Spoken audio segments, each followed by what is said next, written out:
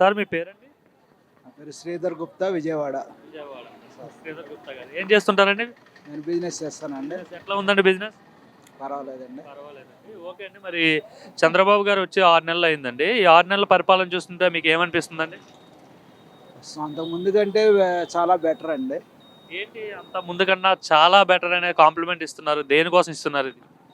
అంతకుముందు రాజధాని లేదనే అన్న దాంతో మొత్తం అంతా కుంటుపడిపోయింది వ్యవస్థ అంతా లంచగొండితనాలు. ఇప్పుడు ప్రస్తుతం గతంలో చేసిన తప్పుని సరిదిద్దడానికి ఈ 6 నెలల్లో సరిపోయింది. ఇప్పుడు నుండి గవర్నమెంట్ లైన్లో పడుతుంది. బట్ అయితే ఏంటంటే ఇసుక ఫ్రీ అన్నారు, అన్ని ఊళ్ళల్లో అందరికీ అందుబాటులో లేదు, అది ఒకటే సమస్య. నాకైతే యాక్చువల్గా ఇసుక మోసుకొచ్చే బోట్స్ ఉన్నాయి. ఆ బోట్లకి గత ప్రభుత్వం పర్మిషన్ ఇవ్వలేదు, ఈ గవర్నమెంట్ కూడా పర్మిషన్ ఇవ్వలేదు. అయినా కానీ బాగుందని చెప్తున్నాను. వెంటనే ఇస్తారని చెప్పని ఆశిస్తున్నాం. ఎందుకనంటే కోట్ల రూపాయలు ఇన్వెస్ట్మెంట్ పెట్టి ఆ బోట్లకు పర్మిషన్ లేకుండా ఎప్పుడు ఇస్తారా అని ఎదురు చూస్తున్నాం. మైనింగ్కి పర్మిషన్ లేదు. ఆ మైనింగ్ పర్మిషన్ లేనందు మూలంగా ఎర్రమట్టి కానీ, గ్రానైట్ కానీ, ఇసుక కానీ అలా దాని మీద ఆధారపడి బతికే కొన్ని వేల మంది ఖాళీగానే ఉన్నారు. గవర్నమెంట్ మీద ఆశతో ఎదురు చూస్తున్నారు.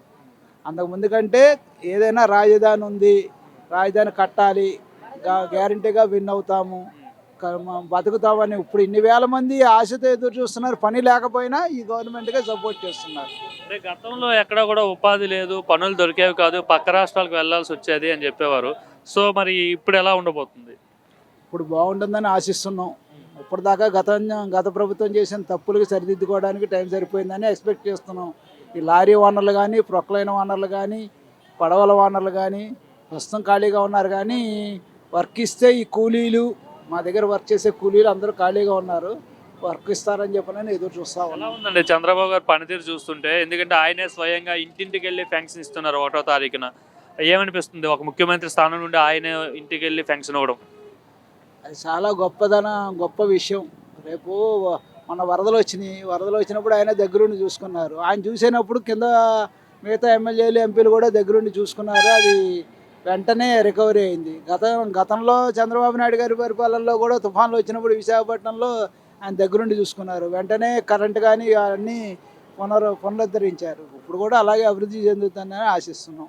అది ఇంకా యువతకు ఉపాధి గురించి ముఖ్యంగా చూసుకుంటే ఎంప్లాయ్మెంట్ గతంలో ఎక్కడా లేదు అని చెప్పేవారు. యువత గురించి అంటే సాఫ్ట్వేర్ కానీ ఏదైనా బయటకు వెళ్ళి పక్క రాష్ట్రాలకు తరలి వెళ్ళి చెన్నై కావచ్చు, ముంబై కావచ్చు, రాష్ట్రాల నుండి ఇక్కడికి వచ్చి పని చేసుకునే ఆలోచనలో ఉన్నారు జనాలందరూ. ఇక్కడ గ్యారెంటీగా ఉపాధి ఉంటుందని ఆశిస్తున్నాం. లోకేష్ గారు వర్కింగ్ ఎలా ఉందండి? ఐటీ మినిస్టర్గా ఉన్నారు ఆయన. Happy government. గ్యారంటీగా చంద్రబాబు నాయుడు గారి పరిపాలనలో ఆంధ్రప్రదేశ్ అభివృద్ధి చెందుతుంది. దాని 100%. అంత నమ్మకం ఏంటి బాబు గారి పైన మీకు? గత ప్రభుత్వంలో ఏ పనులు జరిగేవి కాదు, రాజధాని అన్నదే లేదు, ఎవరికైనా సిగ్గుచేటు ఎక్కడికి వెళ్ళినా. ఇప్పుడు అలా కాదు. ఆ ప్రభుత్వం చేసిన తప్పుల్ని దీన్ని ఇప్పటిదాకా కవర్ చేశారు కాబట్టి ఇంకా అభివృద్ధిలోకి పరిగెత్తిస్తారని చెప్పని ఆలోచిస్తున్నాం. రోడ్ల పరిస్థితి ఎలా ఉంది సార్? ప్రస్తుతం ఎలా ఉంది, ఇంతకుముందు ఎలా ఉంది? ప్రస్తుతం రోడ్లు అన్నీ బాగున్నాయి. గతంలో ఎలా ఉండేవండి రోడ్లు? గతంలో నేనంటే సిటీలో ఉన్నాను కాబట్టి తెలియదు, కానీ విలేజ్ ఉంటారు కదా, లారీలు తిరగబడిపోయే పరిస్థితి గతంలో. ఇప్పుడు ఆ పరిస్థితి లేదు. హ్యాపీగా ఎక్కడి నుండి ఎక్కడికి వెళ్ళాలన్నా మంచి రోడ్లు అవి మంచిగా ఉన్నాయి. అది ఓవరాల్గా బాగుందంటారు? ఓవరాల్గా బాగుందండి. అన్న మీ పేరు? అన్న నా పేరు డిఎన్ రవి ప్రకాష్ అండి. ఏం చేస్తుంటారన్న? నేను ప్రైవేట్ ఎలక్ట్రీషియన్. ఎలా ఉందన్న 6 నెలలు అవుతుంది గవర్నమెంట్ వచ్చి, ముఖ్యమంత్రిగా చంద్రబాబు గారు ఎలా చేస్తున్నారు ఏంటి? ముఖ్యమంత్రిగా చంద్రబాబు నాయుడు గారి పనితనం, అతను 40 సంవత్సరాల ఎక్స్పీరియన్స్ ఒక 3 నెలల్లోనే ఆంధ్రప్రదేశ్ని అభివృద్ధి పదంలో నడిపించారు. ఏంటి ఈ 5 ఏళ్ళు ఎలా ఉండబోతుంది బాబు గారి హయాంలో? చంద్రబాబు నాయుడు గారు, పవన్ కళ్యాణ్ గారు డిప్యూటీ సీఎంగా 5 సంవత్సరాల్లో 50 సంవత్సరాల అభివృద్ధిని చేసి చూపిస్తారు మీకు. ఎంత నమ్మకంగా చెప్తున్నారండి మీరు? ఇది నమ్మకం కాదండి. ఇంతకుముందు ఆయనకున్న ఎక్స్పీరియన్స్. ఆయన ప్రధానమంత్రి క్యాండిడేట్, ఏదో మనకి సీఎంగా సర్వీస్ చేస్తారు.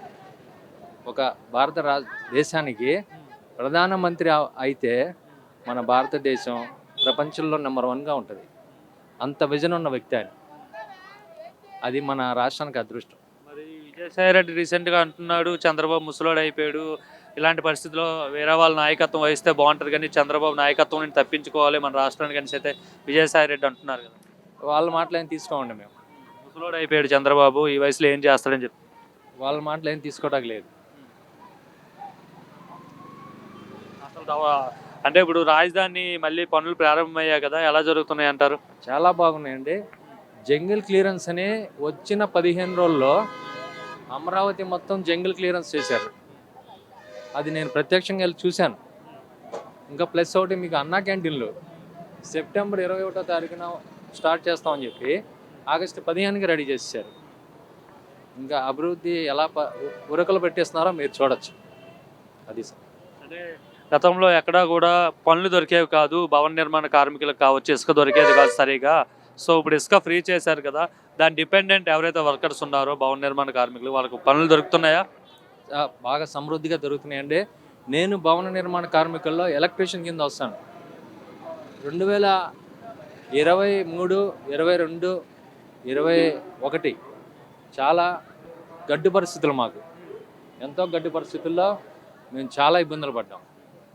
బాబు గారు ఎప్పుడైతే ప్రమాణ స్వీకారం చేశారో ఆ రోజు నుంచి మాకు ఖాళీ లేదు.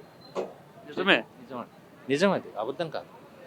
చేతి నుండి ఇప్పుడు కూడా నేను ఇప్పుడు టైం 7:30 అవుతుంది, నేను వర్క్ నుంచి వస్తాను, ఖాళీ లేదు మాకు. నిజంగా చెప్పి పని దొరుకుతుందా? పని జరుగుతుంది అంత మనస్ఫూర్తి.